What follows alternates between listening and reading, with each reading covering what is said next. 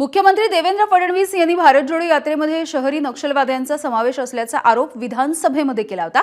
त्यासोबतच काठमांडूमध्ये पार पडलेल्या माओवाद्यांच्या एका बैठकीचा उल्लेख सुद्धा केला होता।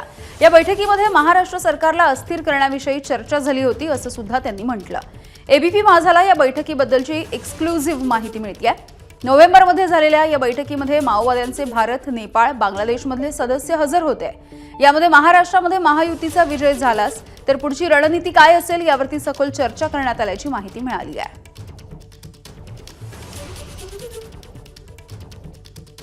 तर काठमांडूमध्ये ही जी बैठक झाली आहे या बैठकीमधली इनसाइड स्टोरी नेमकी काय आहे आपण बघूयात।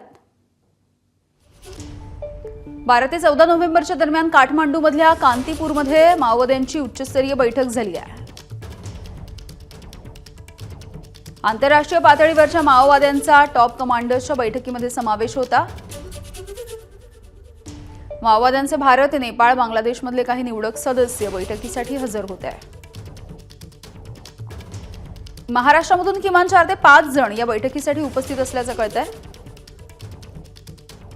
भारत जोडो अभियानाशी जोडलेले संविधान बचाववरती व्याख्यान देणारे महाराष्ट्रामधले एक बुद्धिजीवी सुद्धा उपस्थित होते। महाराष्ट्रामध्ये भाजप आणि महायुतीचा विजय झाला तर काय करायचं यावरती या बैठकीमध्ये मंथन झालंय। महाराष्ट्रामध्ये भाजपचा विजय झालाच तर खापर ईव्हीएम वरती फोडण्याची रणनीती या बैठकीमध्ये आखली गेली।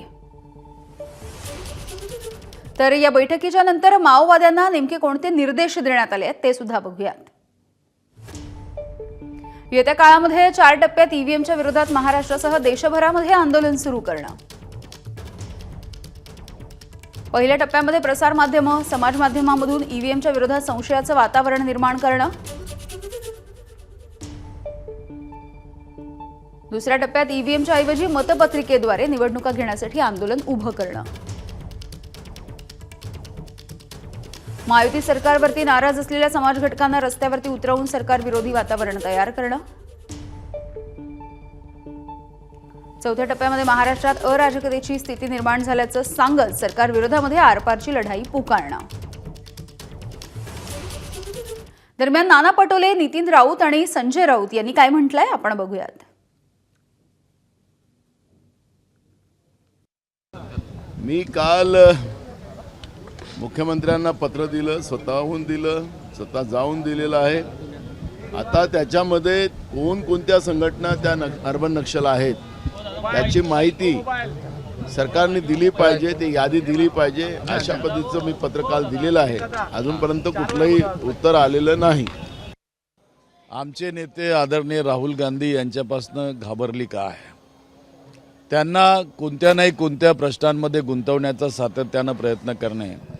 आता भारत जोडो यात्रेमध्ये अर्बन नक्सल होते या ठिकाणी असं त्यांनी म्हटलं, पण मला आठवतं की देशाच्या संसदेमध्ये देशाच्या गृहमंत्र्यांनीच सांगितलं की या देशातला नक्षलवाद आता संपला आहे। मग याला काय म्हणायचं आम्ही? आणि असे कोणते पुरावे यांच्याकडे प्राप्त झाले आहेत की ज्याच्यावरून त्यांनी हे स्टेटमेंट या ठिकाणी केलं? एकंदरीत संपूर्णपणे फार्स आहे।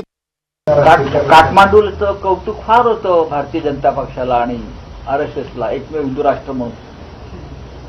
मग तुम्ही ते वाचवायला पाहिजे होतं ना। नेपाळशी आणि आपले भावनिक, सांस्कृतिक, धार्मिक संबंध असतील आणि तिथे भारतापेक्षा चीनचा प्रभाव वाढला असेल किंवा पाकिस्तानचा प्रभाव वाढला असेल, त्याला जबाबदार गेल्या 10 वर्षातील मोदींची धोरणं आहेत। नेपाळसारखा देश तुम्हाला सांभाळता आला नसेल तरी तुमचं अपयश आहे, एक लक्षात घ्या तुम्ही। तिथे माओवाद्यांचा प्रभाव वाढला कारण चीनचा प्रभाव वाढला आणि भारत कमजोर पडला। विश्वगुरू काय करतात? एबीपी माझा, उघडा डोळे बघा नीट।